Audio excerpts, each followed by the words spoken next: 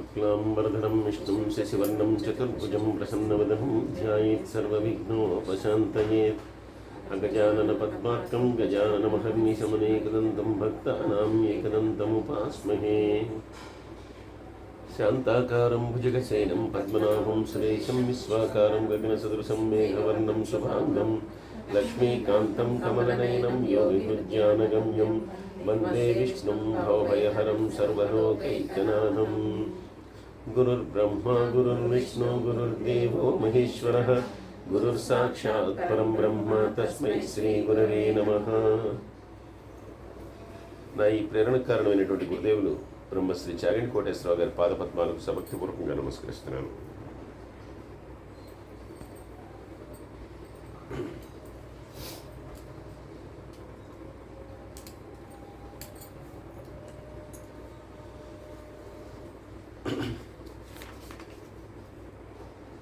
విష్ణు సహస్రనామం దాని యొక్క అర్థం చెప్పమని చెప్పి అడిగారు కాబట్టి అటువంటి ప్రయత్నాన్ని ఒక దాన్ని చేస్తున్నాను. ఎవరండి? నేను గ్రూప్లో పెట్టినా చూసారా లేదు? మీరు చేస్తే ఫోన్ చేయండి. ఎందుకంటే మరి విష్ణువు యొక్క సహస్రనామాలను చెప్పడానికి నేను ఎంతటి వాడినో నాది లేదు, ప్రయత్నం చేస్తాను. అసలు ఈ విష్ణు సహస్రనామం ఎలా వచ్చింది? దీనికి 3 ఉన్నాయి. అంటే సాధారణంగా శ్లోకాలు అంటే ఒక శ్లోకం ఏదో ప్రార్థనా శ్లోకంతో మొదలైపోయి అది వెళ్ళిపోతుంది. ఇంకా మనకి లలితా సహస్రనామం కానీ మిగిలినవన్నీ కూడా. కానీ దీనికి ముందర పూర్వపీఠ కానీ, మధ్యలోనే విష్ణు యొక్క సహస్రనామాలు, మళ్ళీ తర్వాత దాని యొక్క ఫలశ్రుతి, తర్వాత అర్జున ఉవాచ, ఇవన్నీ కూడా చదువుతాం మనం. భగవాన్ ఉవాచ, అర్జున ఉవాచ, సంజయ్ ఉవాచ, ఇవన్నీ చదువుతాం. అవన్నీ అయిన తర్వాత మాత్రమే ఈ విష్ణు సహస్రనామం అనేటటువంటిది పూర్తయినట్టుగా మనం భావిస్తాం. 3 కూడా చదువుతాం. అంటే సుమారుగా 108 శ్లోకాలేమో మధ్యలో ఉన్నటువంటి విష్ణు సహస్రనామాలు.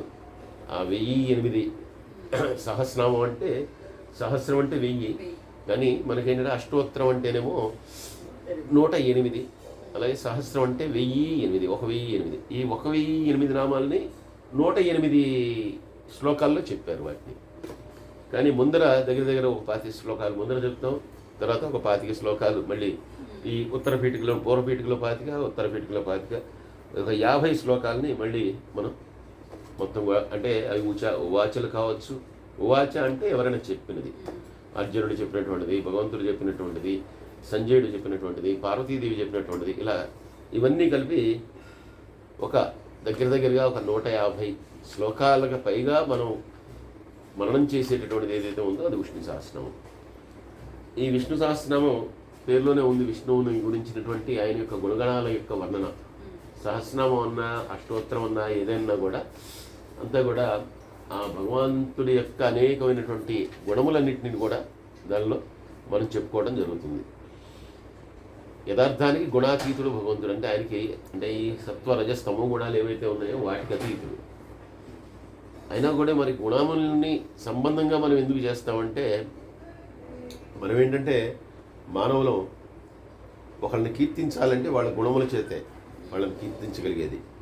అంటే ఆయన చాలా గొప్పవాడు, ఆయన చాలా బాహుబలి, ఆయన చాలా అందగాడు, ఇలాగా రకరకాలుగా వాళ్ళ యొక్క గుణాలన్నింటినీ కూడా మనం వర్ణించి మాత్రమే వాళ్ళని ఎప్పుడు కూడా చెప్పడం జరుగుతుంది.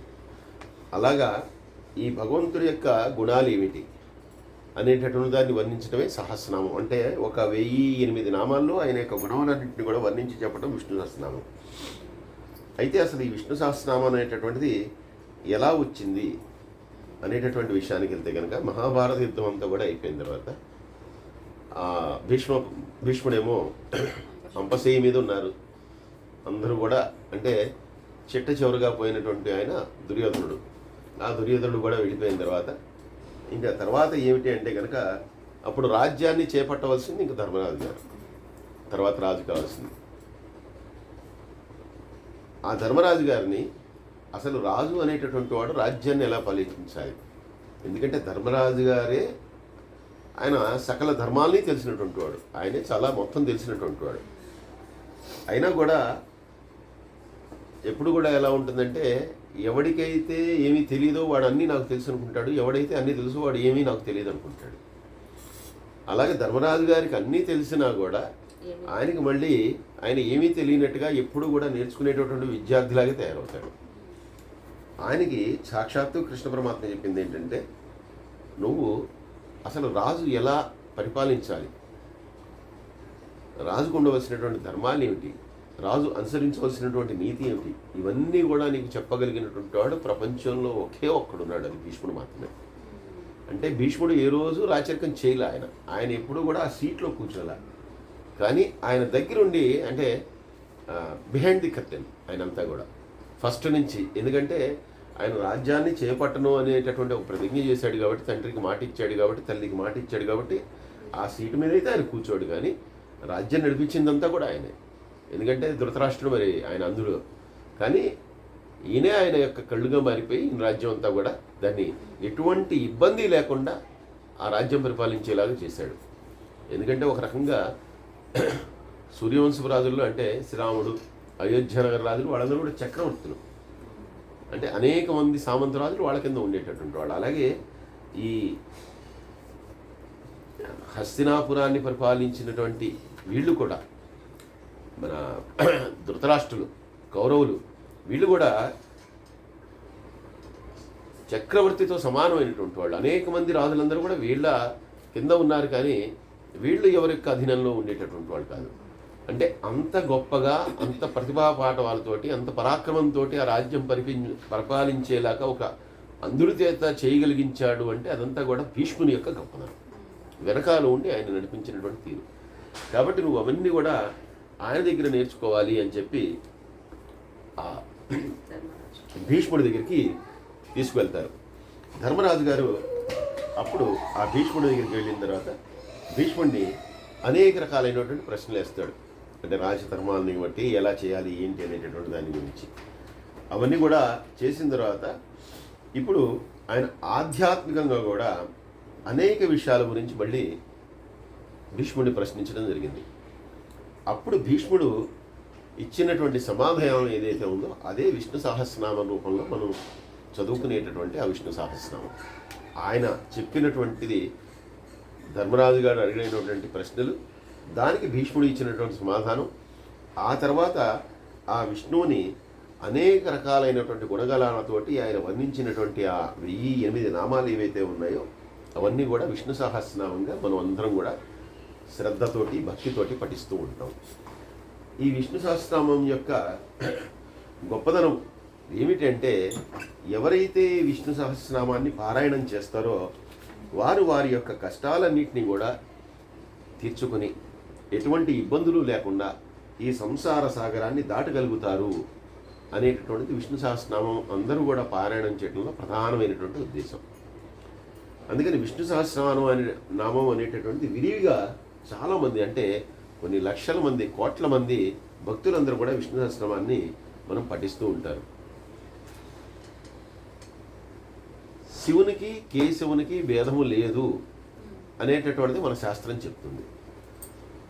ఇద్దరికీ కూడా ఎవరైతే భేదాన్ని ఆపాదిస్తారో, వాళ్ళిద్దరూ వేరు అని చెప్పి ఎవరైతే అంటారో, వాళ్ళిద్దరిని వేరువేరుగా ఎవరైతే చూస్తారో, లేదు ఒకళ్ళని పొగిడి ఒకళ్ళని నిందిస్తారో, అటువంటి వాళ్ళు 28 రకాలైనటువంటి నరకాల్లో వాళ్ళు అనేకమైనటువంటి బాధలను పడతారు అని చెప్పి మనకి శాస్త్రమే చెప్తుంది.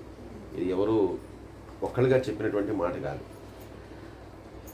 అటువంటి విశిష్టమైనటువంటిది ఈ శివకేశవ యొక్క స్వరూపం. అందుకే వాళ్ళిద్దరిలో మనం శివుణ్ణి పూజించినా కేశవుని పూజించినా ఎవరిని పూజించినా కూడా కలిగేటటువంటి ఫలితం ఒకటే, అంతేగాని ఆ ఫలితం అనేటటువంటిది వేరు వేరు కాదు. అందుకే వాళ్ళ ఇద్దరి పేర్లు అనేటటువంటివి ప్రతి చోట కూడా పక్కపక్కనే వస్తాయి తప్పితే, మళ్ళీ విష్ణువు పేరు ఉన్నప్పుడు శివుడి పేరు లేకుండా, శివుడి పేరు ఉన్నప్పుడు విష్ణువు పేరు లేకుండా ఉండటం అనేటటువంటిది జరగదు. ఏ పురాణంలోనూ రాయలేదు, ఏ మంత్రంలోనూ కూడా దాన్ని చెప్పలేదు. ఇద్దరి పేర్లు కూడా ఒకదాని తర్వాత ఒకటి దగ్గరగానే ఉంటాయి. కాబట్టి శివకేశవుల అభేదము అనేటటువంటిది తెలుసుకోవాలి. అటువంటి అభేదమైనటువంటి ఈ శివకేశవ తత్వాన్ని సంపూర్ణంగా అర్థం చేసుకుని ఆ శివకేశవుల్ని భక్తితోటి శ్రద్ధతోటి ఎవరైతే మనసారా ఆయన్ని ప్రార్థిస్తారో ఎవరైతే మనసారా ఆ విష్ణువుని భజిస్తారో, ఎవరైతే మనసారా కీర్తిస్తారో అటువంటి వారందరికీ కూడా ఆ విష్ణువు ఆయన భక్తుల్ని అనుగ్రహించేటువంటి వాడు కాబట్టి, భక్త వత్సలుడు కాబట్టి, అంటే ఎవరైతే భక్తులు ఉంటారో వాళ్ళంటే ఈయనకి చాలా కూడా ప్రియమైనటువంటి వాళ్ళు, భక్తులు అనేటటువంటి వాళ్ళు కాబట్టి వాళ్ళందరినీ కూడా అనుగ్రహిస్తారు అనేటటువంటి దానిలో ఎటువంటి సందేహము లేదు అని చెప్తున్నాయి. అలాగే మన శాస్త్రాలు చెప్పినటువంటి మరొక మాట ఏంటంటే యుగ యుగానికి కూడా ధర్మాలు మారిపోతాయి. అంటే కృతయుగం నాటి ధర్మము అది కలియుగం నాటికి వర్తించదు. దానికి అంటే అప్పటి సామాజిక పరిస్థితులను గురించి వాటన్నిటి మీద ధర్మాలు వాటిని కూడా మనకి చెప్పారు. అందుకని యజ్ఞాలు, తపస్సులు, యాగములు ఇవన్నీ కూడా ఒక యుగము నాటి ధర్మములు. ఇప్పుడు ఈ కాలంలో కలియుగంలో యజ్ఞములు చేయాలి, యాగములు చేయాలి అంటే అవన్నీ కూడా ఎవరో మహానుభావులు, పీఠాధిపతులు ఎక్కడో ఒక చోట జరుగుతాయి, కానీ ఇవన్నీ కూడా నిత్యం జరిగేటటువంటి కార్యక్రమాలు కాదు. అప్పుడు ఏంటంటే త్రేతాయుగంలో అయితే కనుక రాములు వారు కాలంలో ఆ అయోధ్యలో ఉండేటటువంటి బ్రాహ్మణులందరూ కూడా నిత్యాగ్నిహోత్రులు అని చెప్తారు వాల్మీకి మహర్షి.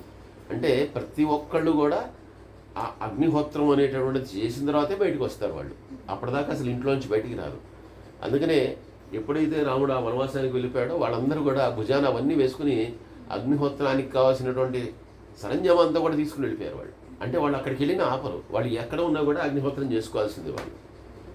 అటువంటి నిష్ఠాపరుడు వాళ్ళు. కానీ ఈ కలియుగానికి వచ్చేసరికి అవి లేవు. అందుకని కలియుగంలో మనందరం తరించడానికి మనకు వచ్చినటువంటి అద్భుతమైనటువంటి అవకాశం ఏంటంటే కీర్తన, భజన. అంటే ఆ యుగాల్లో యజ్ఞము చేసినా, యాగము చేసినా, లేదంటే అగ్నిహోత్రము చేసినా వాటి వల్ల సాధించేటటువంటి ఫలితం ఏదైతే ఉందో ఈ జన్మలో, ఈ కలియుగంలో ఒక్క కీర్తన వలన, భజన వల్ల కలిగిస్తుంది. అంటే ఆ విష్ణు సహస్రనామాన్ని 20 నిమిషాలు 25 నిమిషాలు పట్టేటటువంటి సమయంలో మనం కనుక భక్తి శ్రద్ధలతో మనసులో మన ఏ ఇతర ఆలోచన లేకుండా అది కనుక మనం సంపూర్ణంగా మనం అంతా కూడా మన భక్తి శ్రద్ధ అంతా కూడా ఆ విష్ణువు యొక్క పాదాల మీద పెట్టి కనుక చదివితే ఆ 25 నిమిషాలు చాలు అనేదే శాస్త్రం మనకి చెప్తుంది. కాబట్టి ఏంటంటే మన మనసు ఆ 25 నిమిషాల్లో 25,000 చోట్లకి పరిభ్రమిస్తుంది. కాబట్టి దానివల్ల మనకు అంత ఫలితం లేకపోయినా మోక్షం అంతా కూడా కేవలం దాన్ని చదువుకుంటే వచ్చేస్తుంది అనే మనకి శాస్త్రం చెప్తోంది. అటువంటి పవిత్రమైనటువంటిది, మహిమాన్వితమైనటువంటిది, గొప్పదైనటువంటిది ఈ విష్ణు సహస్రనామం. మనకి శ్లోకాలు కూడా ఋషీశ్వరులు, మునీశ్వరులు ఎలా చెప్పారంటే శివాయ విష్ణు రూపాయ శివరూపాయ విష్ణవే శివస్య హృదయం విష్ణు విశోశ్చ హృదయం శివ యథా శివమయము రేవం విష్ణుమయ శివ. అంటే శివుడి హృదయంలో విష్ణు ఉంటాడు, విష్ణు హృదయంలో శివుడు ఉంటాడు. వాళ్ళిద్దరినీ ఇక హృదయంలో ఉన్నటువంటి వాడిని ఎలా తీస్తాడు? హృదయంలో ఉన్నవాడిని తీసి పక్కన పెట్టాలంటే కనుక ఒక గుండె ఆగిపోవాల్సిందే. అందుకని అది తీయటం అనేటటువంటిది సాధ్యం కాదురా, ఇద్దరు ఒకళ్ళలో ఒకళ్ళు ఉన్నారు వాళ్ళిద్దరు కూడా అని చెప్పి మన శాస్త్రం అంతా కూడా చెప్తుంది.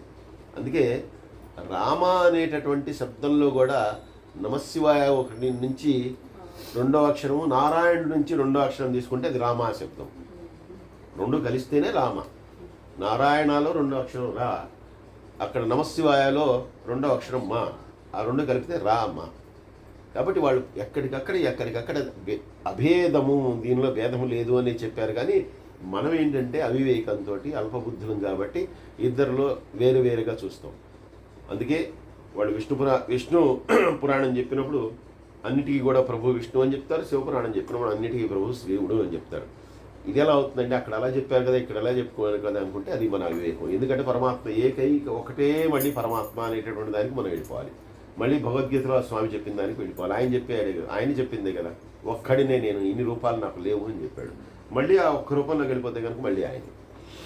అటువంటి పరమ పవిత్రమైనటువంటిది ఈ విష్ణు సహస్రనామం. ఈ విష్ణు సహస్రనామంలో మొట్టమొదటి ఏంటంటే మనం శుక్లాంబరధరం విష్ణు అంటే ఆ గణపతిని ప్రార్థించిన తర్వాత మనం అది ఆ ప్రార్థనా శ్లోకంగా దాంతో మొదలుపెట్టిన తర్వాత మనం ఇంకా మొట్టమొదటి శ్లోకం వ్యాసం వశిష్ఠ నప్తారాం శక్తే పౌత్రమ కల్మషం పరాశరాత్మజం వందే సుఖతాతం తపోనిధిం వ్యాసాయ వ్యాసరూపాయ విష్ణవే నమో వై బ్రహ్మనిధయే వాసిష్ఠాయ నమో నమః. ఇది మనం చదువుకునేటువంటి మొట్టమొదటి 2 శ్లోకాలు. వీటి యొక్క అర్థం ఏమిటంటే, అంటే ఎవరి వల్ల అయితే ఈ విష్ణు సహస్రనామం అనేటటువంటిది వచ్చిందో దాని గురించి చెప్తున్నారు మొట్టమొదట. ఈ విష్ణు సహస్రనామాన్ని ఎవరిచ్చారు మనకి? భీష్ముడు చెప్పాడు. భీష్ముడు ధర్మరాజు గారితో చెప్పాడు. కానీ ఆయన చెప్పినప్పుడు అది విని రాసేవాళ్ళు ఒకళ్ళు ఉండాలి కదా. ఆ రాసినవాడు వ్యాసుడు. అదంతా విని రాసినవాడు వ్యాసుడు. ఇక్కడే ఈ సందర్భంగా ఒక విషయం, అంటే భారతంలో ఉన్నటువంటి ఒక విషయం కనుక చెప్పుకుంటే, ఈయన అక్కడికి తీసుకెళ్ళినప్పుడు మరి అప్పట్లో ఇలాంటి రికార్డింగ్ మిషన్లు కానీ, లేదంటే 2-in-1 టేప్ రికార్డర్లు కానీ, లేదంటే మైకులు కానీ, మైకులు పెట్టి రికార్డింగ్ అయ్యే ఫెసిలిటీస్ అవేమీ లేవు. భారతాన్ని అంతా కూడా ఆయన రాశాడు. మరి విష్ణు సహస్రనామం అనేటటువంటిది సాక్షాత్తు భీష్ముడు చెప్పాడు, వచ్చిందని చెప్పాడు. అప్పుడేమన్నా వ్యాసుడు వెళ్ళి అక్కడ కూర్చున్నాడా? 2 చెప్పాడు ఒకే పర్వంలో. అంటే భారతంలో ఏంటంటే ఖండములు, అంటే ఒక దానిలో ఖండములు, ఒక దానిలో అధ్యాయములు ఇలా ఉంటాయి. రామాయణం అయితే ఖండాలు, ఇదే కదా కొన్ని అయితే అధ్యాయాలు. ఇది మనకి భారతంలో వచ్చే పర్వములు అని చెప్పి దానికి పేరు పెట్టారంటే, పర్వములు అంటే పార్ట్స్. 18 పర్వాల యొక్క గ్రంథము భారతం అవుతుంది. దీనిలో ఈ చెప్పినప్పుడు ఆ భీష్ముడు చెప్పుకుంటూ వెళ్ళాడు. అంపశయ్య మీద కూర్చొని ఆయన చెప్పుకుంటూ వెళ్ళాడు. ఈయన వింటూ వెళ్ళిపోయాడు. ధర్మరాజు గారు విన్నారు. అయిపోయిన తర్వాత అందరూ కూడా వచ్చేసిన తర్వాత ఎవరికైనా ఏమనిపిస్తుంది, ఎప్పుడుకైనా మనం కూడా ఏంటండి, ఏదైనా మంచి విషయం అయితే కదా, ఈ రోజు ఏమనుకుంటున్నాం అంటే మంచి విషయం అయిపోయిన తర్వాత రికార్డ్ చేయడం మర్చిపోయానే అనుకుంటున్నాం. మనకు ఆ ఫెసిలిటీ ఉంది కాబట్టి ఫోన్లో రికార్డ్ చేయకపోతే రికార్డ్ చేయలేదే అనుకుంటాం. లేదు విష్ణు సహస్రనామం లాంటిది అయితే కనుక నేను చదివినా, మీరు చదివినా, ఎవరు చదివినా ఇందులో ఉన్నదే చదువుతాం కాబట్టి దానిలో ఏం తేడా లేదు. నేను ఏదైనా కొత్తగా చెప్తే కొత్త విషయం, అదే కొత్త విషయం అది రాసుకోలేకపోయాము, లేదంటే వెళ్ళలేకపోయాము అనిపిస్తుంది. అలాగే విష్ణు సహస్రనామం అనేటటువంటిది మొట్టమొదట ఆయన అలవోకగా చెప్పేశాడు. అందరూ విన్నారు, వచ్చేసారు. ఇచ్చేసిన తర్వాత ఇప్పుడు ఎలాగా దీన్ని అసలు రాయలేదే మనం, ఇది ఎలా రాయాలి, దీన్ని ఎలా రాయగలం దీన్ని? ఇప్పుడు వ్యాసుడికి చెప్పాలి, ఎందుకంటే రాసింది ఆయనే, భారతం రాసింది ఆయనే కాబట్టి ఆయనకి చెప్పాలి. ఏమండి విష్ణు సహస్రనామం చెప్పారండి, శివ సహస్రనామం అంతకుముందు చెప్పాడు, అలాగే విష్ణు సహస్రనామం చెప్పాడండి, ఆ విష్ణు సహస్రనామంలో ఇలా చెప్పాడండి అని చెప్పి చెప్పాలి కదా ఎవరైనా. రామాయణంలో వాల్మీకి బ్రహ్మగారే అటువంటి శక్తి ఇచ్చారు. రామాయణం అంతా అయిపోయిన తర్వాత శక్తి ఇచ్చాడు. ఏమి ఇచ్చాడంటే, రామాయణం ఎలా అయితే జరిగిందో మినిట్ టు మినిట్ అంతా కూడా నీ కళ్ళ కట్టినట్టు కనిపిస్తుంది, అంతా రాసుకుంటూ వెళ్ళిపో అన్నాడు. అందుకే రామాయణం అంతా అయిపోయిన తర్వాత ఆయన మొదలుపెట్టి ఆయనకి అంతా మొత్తం కనిపిస్తూ ఉంది కళ్ళ ముందర. ఆయనకి ఒక టీవీలో చూసిన సినిమాలా కనిపిస్తుంది, ఆయన రాసేశారు. ఇక్కడ అలా కాదు, వ్యాసుడు రాసుకున్నాడు. అంటే అప్పుడు ఈ నకుల సహదేవుల్లో ఇద్దరిలో వాళ్ళు అశ్విని దేవతల యొక్క అంశతో జన్మించినటువంటి వాళ్ళు. అశ్విని దేవతలు అంటే మహానుభావులు. వాళ్ళకి అద్భుతమైనటువంటి ఇదేంటంటే గ్రాహ్య శక్తి. ఏది విన్నా కూడా అక్షరం పొల్లుపోకుండా గుర్తుపెట్టుకుంటారు వాళ్ళు టేప్ రికార్డర్ అన్నమాట, మినీ టేప్ రికార్డర్ వాళ్ళు. అంతే, వాళ్ళు ఒక్కసారి వింటే మొత్తం దాన్ని గుర్తుపెట్టేసుకుంటారట. వాళ్ళని అప్పుడు కృష్ణుడు అన్నట్ట, వాడిని వాడికి గుర్తుంటుంది మొత్తం ఉన్నదేదో మొత్తం చెప్పగలడు వాడు. అంటే భీముడు ఒకవేళ మధ్యలో ఆగినా, ఆయాసపడినా, ఒకవేళ దగ్గు వచ్చినా అది కూడా చెప్తాడు వాడు. అంత బాగా గుర్తుపెట్టుకుంటాడు. అలా ఆయన చేత చెప్పించింది మళ్ళీ ఆయన వ్యాసుడి చేత ఇదంతా కూడా మనకి తీసుకొచ్చి ఆ భారతంలో అవన్నీ కూడా నిక్షిప్తం చేసి మన దాకా తీసుకొచ్చారు. అందుకే ఈ రోజున మనం అందరం కూడా విష్ణు సహస్రనామాన్ని చదువుకుంటున్నాం. మొట్టమొదటి శ్లోకంలో చెప్తోంది ఏంటంటే, వ్యాసం వశిష్ఠ నప్తారం శక్తే పౌత్రమ కల్మషం. వాళ్ళ యొక్క వంశం ఇదంతా కూడా.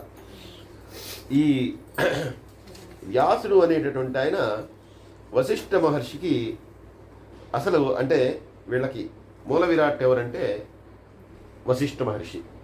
ఆయన బ్రహ్మగారి యొక్క మానసపుత్రుల్లో ఆయన ఒకడు, సప్తర్షుల్లో ఆయన ఒకడు. వశిష్ఠుడు, అరుంధతి, ఆయన యొక్క భార్య అరుంధతి మహాపతివ్రత. ఇప్పుడు అది శివపురాణంలో కూడా దాని గురించి చెప్పుకుంటాం. ఆయన యొక్క మునిమనవాడు ఈయన, వశిష్ఠుని యొక్క మునిమనవుడు ఈ వ్యాసుడు. ఆయనకి మునిమనవుడైతే ఎవరికి మనవడంటే ఈ వశిష్ఠుని యొక్క కుమారుడి పేరు శక్తి. ఆ శక్తి అనేటటువంటి ఆయన మనవడు. అంటే వశిష్ఠుని యొక్క కొడుకు శక్తి, శక్తి యొక్క కొడుకు పరాశరుడు మనుమడు. పరాశరుడు అనేటటువంటి ఆయన యొక్క శక్తి అనేటువంటి ఆయన యొక్క కుమారుడు. ఆ పరాశరునికి సత్యవతికి జన్మించినటువంటి వాడు వ్యాస భగవానుడు. ఈ వ్యాస భగవానుడికి ఉన్నటువంటి మరొక పేరు కృష్ణదేవపాయనుడు, నారాయణుడు. ఆయన సాక్షాత్ నారాయణుడు. మళ్ళీ అది 3వ శ్లోకంలో చెప్తాడు, వ్యాసాయ విష్ణు రూపాయ వ్యాస రూపాయ విష్ణవే నమో వై బ్రహ్మనిదయే వాసిష్ఠాయ నమో నమః అని. అంటే ఈయన సాక్షాత్తు విష్ణువు యొక్క స్వరూపమే. ఎందుకంటే ఈయన ఒక కారణ జన్ముడు. వశిష్ఠుడు కుమారుడు శక్తి, శక్తి కుమారుడు పరాశరుడు, పరాశరుడు కుమారుడు వ్యాసుడు. పరాశరుడికి సత్యవతికి జన్మించినటువంటి వాడు వ్యాసుడు. ఈ పరాశరుడు అనేటటువంటి ఆయన గొప్ప ఋషి. అనేక మంత్రాలని, అసలు జ్యోతిష్ శాస్త్రం అంతా వచ్చింది కూడా పరాశర మహర్షి వల్లే. జ్యోతిష్ శాస్త్రానికి ఆద్యుడు ఆయన చెప్పినటువంటి కానీ ఇవాళ కూడా పరాశర మహర్షి సూత్రాలనే జ్యోతిష శాస్త్రం అధ్యయనం చేసేటటువంటి వాళ్ళు కానీ దాన్ని ఇచ్చేసేవాళ్ళు కానీ వాళ్ళందరూ ఫాలో అయ్యేది ఆ పరాశర మహర్షి యొక్క ఇవే. అంటే వాళ్ళందరూ కూడా అంటే వాళ్ళు ఏం చేశారండి అంటే వాళ్ళు చేసినవి మనం ఆకలింపు చేసుకుని మనం వాటిని మళ్ళీ తీసుకొచ్చి ఏదైనా చేసేటటువంటి దీనిలో వాళ్ళు రాయలేదు. ఇంకా అంటే మనకి చాలా హై స్టాండర్డ్స్లో వాళ్ళు రాశారు ఇటువంటి మహర్షులు. అందుకని అవేంటంటే మళ్ళీ ఇటువంటి వ్యాసుడు మొదలైనటువంటి వాళ్ళు దాన్ని మళ్ళీ కొంచెం సరళీకృతం చేసి అందించారు. వ్యాస భగవానుడు చేసినటువంటిది ఏంటి, ఇటువంటి గొప్ప గొప్ప ఋషులు ఇచ్చినటువంటివి, అలాగే సాక్షాత్తు బ్రహ్మగారి ముఖము నుంచి వెలువడినటువంటి వేదాలు, ఉపనిషత్తులు, ఇవన్నీ ఏవైతే ఉన్నాయో అవి మనకి అలా చదివితే మనకి ఏమీ అర్థం కాదు. అందుకని వాటిని ఏం చేశాడంటే మనకి ఎప్పుడు బాగుంటుంది, ఏదైనా ఒక ఉదాహరణ ఉండాలి, ఒక కథ ఉండాలి. అందుకని ఆయన చక్కగా కథల రూపంలో పురాణాల కింద రాసుకుంటూ వచ్చారు. అలా రాసుకుంటూ 18 పురాణాలు రాశాడు ఆయన. ఈ 18 పురాణాల్లో మళ్ళీ భారతం లేదు. 18 పురాణాలు రాసిన తర్వాత కూడా అప్పటికి కూడా ఆయన తృప్తి కలగలేదు. అంటే ఇన్ని పురాణాలు రాశాడు, అన్నీ స్పృశించాడు. ఇంకా వేదాల్లో ఏదైతే చెప్పబడిందో అవన్నీ చెప్పేశాడు. చెప్పినా కూడా ఆయనకి ఇంకా ఏమిటి, నేను ఇంకా ఏదో ఇవ్వాలి మానవాళికి, నేను ఇచ్చింది చాలేదు అనిపించినప్పుడు ఆయనకి అప్పుడు చెప్పారట, నువ్వు భారతం రాయి. ఎందుకంటే భారతం మనకి చాలా దగ్గరగా ఉంటుంది. మనం ఎందుకు భారతం బాగా నచ్చుతుందంటే అన్నీ మనకి తగ్గ క్యారెక్టర్. దుర్యోధనుడు వెంటనే ఊహించుకుంటాం. రావణాసురుడి క్యారెక్టర్ ఊహించుకోవడం కష్టం. ఎందుకంటే రావణాసురుడు ఊహించుకోవాలంటే ఆయన చేసినటువంటి ఒకే ఒక్క చెడు పని అమ్మవారిని తీసుకురావటం తప్పితే మిగిలిన వాటిలో రావణాసురుడితో దేనిలో మనం పోటీ పడగలం? ఆయన పరాక్రమంతో మనం పోటీ పడగలమా, లేదంటే ఆయన యొక్క శక్తితో పోటీ పడగలమా, ఆయన యొక్క భక్తితో ఆయనతో పోటీ గడగలమా? ఉదయం పొద్దున తెల్లారేసరికి 1,000,000 లింగాలు అర్చన చేసేవాట. మనం కార్తీక మాసం ఒకటి కష్టపడి లేవటానికి చాలా కష్టపడతాం. 1,000,000 లింగాల అర్చన పూర్తి చేసేవాట మహానుభావుడు. కాబట్టి అంతటి పరమ భక్తుడు. తన యొక్క భక్తితోటి సాక్షాత్తు ఆ శివుణ్ణే కైలాసం నుంచి కదిలించగలిగినటువంటి వాడు అంతర్భక్తుడు.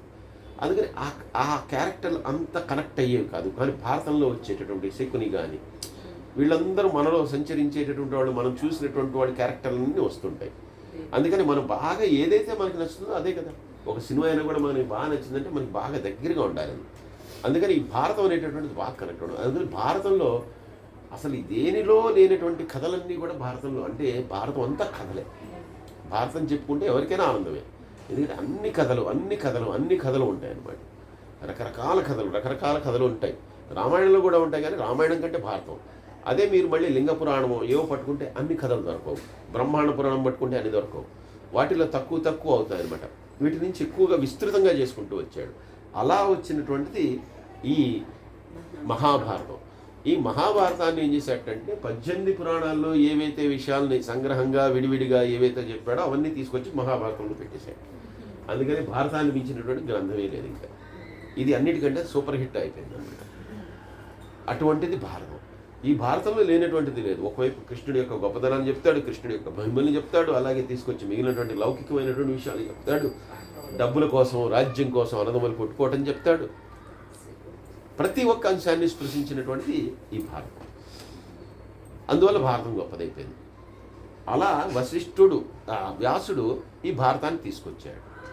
ఇటువంటి గొప్పవాడు పరాశరుడు వల్ల జన్మించాడు. పరాశరుడు వల్ల ఎవరి చేత జన్మించాడు అంటే సత్యవతి అనేటటువంటి ఆవిడ ఒక బోయ కులంలో పుట్టినటువంటి వాణి యొక్క కుమార్తె. ఆవిడ పడవని నడుపుకునే ఆవిడ. అంటే వాళ్ళ నాన్న పడవని నడుపుతుంటాడు, ఈవిడ కూడా వాళ్ళ నాన్న పక్కనే, అంటే ఆయన చేసే పని ఈవిడే చేస్తూ ఉంటుంది. ఈవిడ కూడా ఏంటంటే ఒక దేవతా అంశతో, కానీ ఒక శాపవశాన ఆవిడ భూమి మీద ఆ రకంగా జన్మించవలసి వచ్చినటువంటి ఆవిడ సత్యవతి అనేటటువంటి ఆవిడ. ఈవిడ ఒక రోజున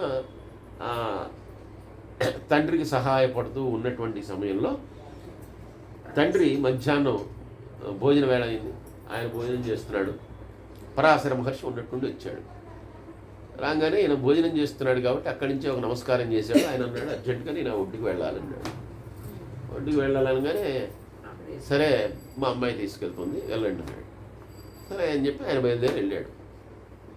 వెళ్తుంటే లోక కళ్యాణం కోసం జరగవలసి ఉంది.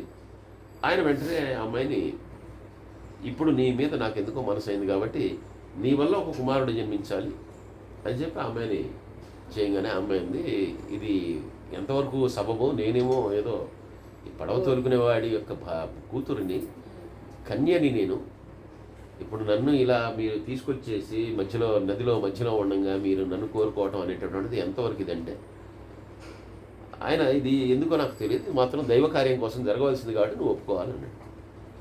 ఆవిడ చాలా రకాలుగా ప్రతిఘటించింది, కుదరదు అని. ఈయన బలవంత పెట్టాడు. బలవంత పెట్టిన తర్వాత ఆవిడకి ఏం చెప్పాడంటే, కేవలం నీ వలన, అంటే నీకు నా అంశతోటి నీకు ఒక కుమారుడు కలగాలి, కానీ నీ కన్యాత్వం చెడిపోద్ది దానివల్ల. నేను నిన్ను ముట్టుకోను, కానీ నీ వల్ల కలుగుతాడు ఆ కుమారుడు, నీ కుమారుడుగా పెరుగుతాడు అంతేవాడు.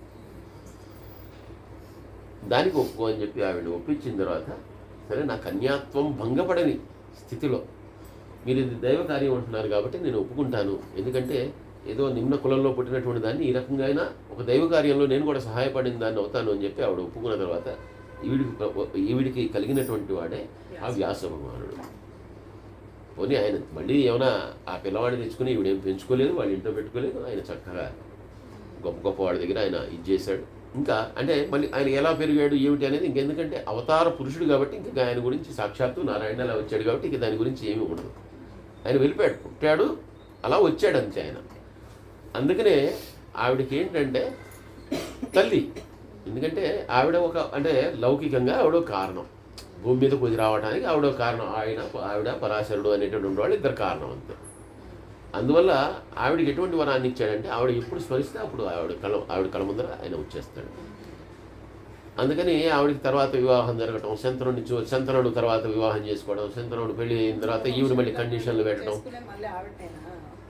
శంతనుడు మళ్ళీ ఈవిడే చేసుకుంటాడు. ఈవిడికి ఏంటంటే ఈవిడికి ఇంకో పేరు ఏంటంటే మత్స్యగంధి అనేటటువంటి పేరు ఉంది. అలాగే ఈవిడ యోజన గంధి అనేటటువంటి పేరు ఉంది. పరాశరుడి యొక్క అంశతో ఈ పిల్లవాడు కలిగిన తర్వాత ఆవిడ యోజన గంధిగా అయింది. అంటే ఒక యోజన 8 మైళ్ళు దూరం, 8 మైళ్ళు అంటే సుమారుగా 14 కిలోమీటర్లు ఎంత వస్తుంది. ఆవిడ ఎక్కడ ఉంటే కనుక అక్కడ 14 కిలోమీటర్ల వరకు చాలా అద్భుతమైనటువంటి పరిమళం వ్యాప్తిస్తుంది. ఒకానొక సమయంలో శంతనుడికి అప్పటికే భారీపోయి ఉంటుంది, ఎవరు అంటే పిల్లలు లేరు, ఎవరు లేరు. అటువంటి స్థితిలో ఆ శంతనుడు ఒకసారి ఆ నది ఒడ్డుకు రావడం, నది ఒడ్డుకు వచ్చినటువంటి వాడు ఈ స్త్రీని చూడటం జరుగుతుంది. స్త్రీని చూడటం జరిగి ముందర ఆ పరిమళానికి ఆకర్షితుడవుతాడు, తర్వాత ఆవిడ యొక్క రూపానికి ఆకర్షితుడై వెంటనే వెళ్ళి అడుగుతాడు, ఇలా పెళ్లి చేసుకోవాలి. రాజులు కాబట్టి, మామూలుగా రాజు కాబట్టి తెచ్చేసుకోవచ్చు, అంటే ఆ ధర్మం మళ్ళీ తెచ్చేసుకోవచ్చు, అంటే ఇష్టం వచ్చినట్టు తెచ్చుకోవచ్చు. అంటే ఇప్పుడు కాదు, ఇప్పుడు తంతారు. ఆ రోజుల్లో తెచ్చేసుకోవచ్చు, ఆయన రాజు కాబట్టి. రాజు అంటే అందరూ ఆయన యొక్క అండర్ అంతే. అయినా ఈయన అడిగితే వాళ్ళు ఏంటంటే కండిషన్ పెట్టారు, కుదరదు అబ్బాయి, ఎందుకంటే నీకు ఆల్రెడీ ఎప్పుడో పెళ్ళి అయిపోయింది. అప్పటికి భీష్ముడు ఉన్నాడు, ఆయన పేరు భీష్ముడు కాదు, అప్పుడు గంగాధరుడు ఆయన పేరు, ఎందుకంటే గంగ కుమారుడు కాబట్టి ఆయనకి కుదరదు. ఎందుకంటే పెళ్లి చేసామనుకో, మా అమ్మాయి పుట్టేవాడు ఎవడు రాజుగాడు పాడు కాదు, మాకెందుకు వచ్చింది, నువ్వు ఏదో పెళ్లి చేసుకుంటే తీసుకెళ్ళి పక్కన పడేస్తావు ఇవన్నీ అంటే, ఈయన కూడా సరే నాకు అక్కర్లేదని చెప్పి ఈయన కూడా వచ్చేసాడు. కానీ ఈయన వచ్చిన తర్వాత ఆవిడ మీద మనసు పడ్డాడు అని తెలుసుకున్నటువంటి ఈయన మళ్ళీ ఆ మంత్రులను అడిగి తెలుసుకుంటాడు, ఎందుకు ఇలా మా నాన్న వచ్చిందే నుంచి ఇలా ఉన్నా అంటే వాళ్ళు చెప్తారు. చెప్పిన తర్వాత అప్పుడే ఈయనే వెళ్ళి మాట్లాడి వాళ్ళ దగ్గర ప్రతిజ్ఞ చేస్తాడు. అదే భీష్మ ప్రతిజ్ఞ అయింది. నేను ఎప్పుడైనా సరే ఏ పరిస్థితిలో కూడా రాజ్యాన్ని చేపట్టను అని చెప్పిన తర్వాత వాళ్ళు ఒప్పుకుని ఈయనకి వివాహం చేసుకోవడానికి అనుమతి ఇచ్చారు. సరే వివాహం జరిగింది. తర్వాత పుట్టేవాళ్ళందరూ కూడా దారుణంగా పుట్టారు. వాడెవడు బతకలేదు. ఆ తర్వాత వచ్చినటువంటి తరం అంతే. ఆవిడికి తర్వాత వచ్చినటువంటి మనవులు వీళ్ళే ఆ ధృతరాష్ట్రుడు కానీ, ఆ పాండురాజు గారు కానీ, విదురుడు కానీ, వీళ్ళందరూ కూడా వాళ్ళవి కూడా మళ్ళీ అన్ని కథలు అవన్నీ చెప్పుకుంటే మనం విశ్వాసనం మొదలే లేదు. ఇప్పటికీ 30 నిమిషాలు అయిపోయింది. సరే, ఇంకా అదే సరిపోతుంది. అందుకని అది కూడా జరగలేదు. అంటే వంశంలో ఇంకెక్కడ కూడా ముందుకు వెళ్ళాల. అందరూ అలాంటి వాళ్ళు వచ్చారు. వచ్చినవాడు ఒక్క భీష్ముడే మహానుభావుడు, గంగేయుడు కాబట్టి, ఆ గంగాదేవి కుమారుడు కాబట్టి ఆయన ఒక్కడే అలా వచ్చాడు. కాబట్టి ఇంతటి కథ దీని వెనకాల ఉంది. అలా వచ్చినటువంటి ఈ వ్యాస భగవానుడు ఎవరైతే ఉన్నాడో, సాక్షాత్తు నారాయణ స్వరూపుడైనటువంటి వాడు ఎవరైతే ఉన్నాడో, ఆయన యొక్క కుమారుడి పేరు సుఖ మహర్షి. ఈయన కూడా చాలా గొప్పవాడు. సుఖము అంటే చిలక, అది. సో ఆ సుఖ మహర్షి అనేటటువంటి ఆయన చాలా గొప్పవాడు. ఈ సుఖ మహర్షి ఆ తర్వాత వచ్చినటువంటి వాడు సూత మహర్షి. ఇలాగ వాళ్ళ వంశం అంతా కూడా సూత మహర్షి అనేటువంటి వాడు ప్రతి పురాణంలో వస్తాడు. ఎక్కడ వచ్చినా కూడా వస్తాడు. అలాగా ఈ వంశం అంతా అలా వచ్చినటువంటి వంశం అనమాట. అది ఆయన యొక్క వంశం. మొట్టమొదట ఆయన వంశాన్ని మొత్తం చెప్పాడు. చెప్పిన తర్వాత వ్యాసాయ విష్ణు రూపాయ, అంటే వ్యాసుడు విష్ణువు ఇద్దరు కూడా ఒకటే అని చెప్పిన తర్వాత అవికారాయ శుద్ధాయ నిత్యాయ పరమాత్మనే సదైక రూపరూపాయ విష్ణవే సర్వజిష్ణవే. మొట్టది అంటే ఆయన రూపం ఏదైతే ఉందో, ఆ విష్ణువు యొక్క రూపం ఏదైతే ఉందో అది సాక్షాత్తు పరమాత్మ యొక్క రూపము. అంటే పరమాత్మ అంటే మళ్ళీ ఎవరు అంటే ఆత్మ, పరమాత్మ. పరమైనటువంటిది, గొప్పదైనటువంటిది, చాలా గొప్పదైనటువంటిది, చాలా గొప్పదైనటువంటి ఆత్మ. ఆత్మకి ఏ రూపం ఉంది? ఏ రూపం లేదు. ఏ రూపం లేనటువంటిది, ఏ గుణము లేనటువంటిదే అదే. అందుకే సదైక రూపాయ నువ్వు ఏ రూపంలో అనుకుంటే ఆ రూపం, ఏదనుకుంటే అదే రూపం. నువ్వు శివుడు అనుకుంటావో శివుడు అనుకో, గణపతి అనుకుంటావో గణపతి అనుకో, ఏదనుకుంటావో నీ ఇష్టం, నీ బుద్ధి నీ ఇష్టం. ఏదనుకున్నా అదే. సదైక రూపాయ విష్ణవే సర్వజిష్ణవే. కానీ అవికారుడు, ఆయనకి ఏ రూపం లేనటువంటి వాడు, ఏ వికారము లేనటువంటి వాడు, ఏ రూపము లేనటువంటి వాడు. అంతేకాకుండా ఆయన ఏం చేస్తాడంటే యస్య స్మరణ మాత్రేన జన్మ సంసార బంధనాత్ విముచ్యతే నమస్తస్మై విష్ణవే ప్రభ విష్ణవే.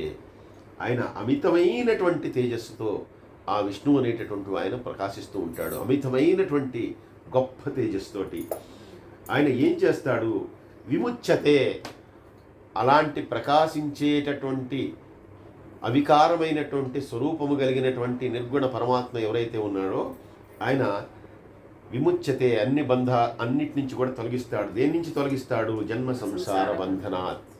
అంటే మనము ఎప్పుడైతే జన్మించామో కర్మలు అనేటటువంటివి చేస్తుంటాం. ఆ కర్మల వలన బంధనములు అనేటువంటి, అంటే బంధముల వల్లనే కర్మలు, కర్మల వల్లనే బంధనములు. రెండు కూడా ఒకదానికొకటి దాన్ని ఇంటర్ డిపెండెంట్. అవన్నీ తప్ప ఇంకా. ఎందుకంటే మనం ఏది చేయాలన్నా బంధాల వల్లే చేస్తుంటాం. అన్న, తమ్ముడు, అక్క, చెల్లి, భర్త, తాత, వాళ్ళ కోసం ఇది, వీళ్ళ కోసం ఇది, తర్వాత స్వార్థము, పిల్లల కోసం దాద్దాము, ఇది చేద్దాం, అది చేద్దాం, లేదంటే ఇంకా ఎక్కువ సంపాదిద్దాం, 4 మోసాలు చేద్దాం, ఎలాగోలా కూడబెడదాం. అంటే మనం చేసేటటువంటి కర్మలన్నిటికీ కూడా బంధనాలే కారణం. ఎవరికైతే ఈ బంధనాలతో సంబంధం, నాకు ఎవరు సంబంధం లేదనుకున్న వాడికి ఏం కావాలండి? ఏమక్కర్లేదు.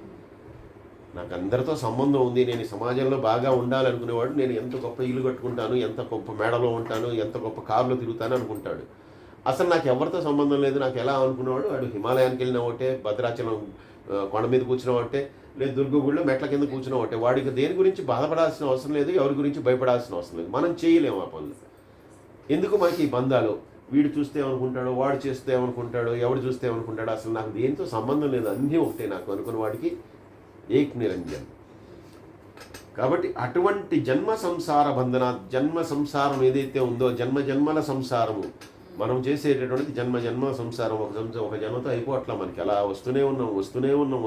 ఇప్పటికి ఎన్ని అయినాయో తెలియదు, ఇంకా ఎన్ని రాబోతున్నాయో మనకి ఏమీ తెలియదు. వీటన్నిటినీ కూడా మనని వదిలిచ్చేటువంటి వాడు ఎవరైతే ఉన్నారంటే ఆయనే విష్ణువు. ఆయనే మిక్కిలి తేజస్తో ప్రవహించేటటువంటి మహావిష్ణువు. ఆయన ఎప్పుడు తొలగిస్తాడు అంటే కలియుగానికి మాత్రమే అప్లికబుల్. ఇది యస్య స్మరణ మాత్రేనా. ఒక్కసారి ఆయన్ని స్మరించవయ్యా భక్తిగా చాలు, వెంటనే ఆయన పూర్తిగా నిన్ను ఈ జన్మ సంసారాలన్నిటి నుంచి కూడా తొలగించేసేస్తాడు, ఈ బంధనాల నుంచి నన్ను తొలగిస్తాడు అని చెప్పి ఈ మొట్టమొదటి 4 శ్లోకాల్లో కూడా చెప్తూ ఉన్నాడు. సర్వే జనా సుఖినో భవంతు, సమస్త లోకా సుఖినో భవంతు. స్వస్తి.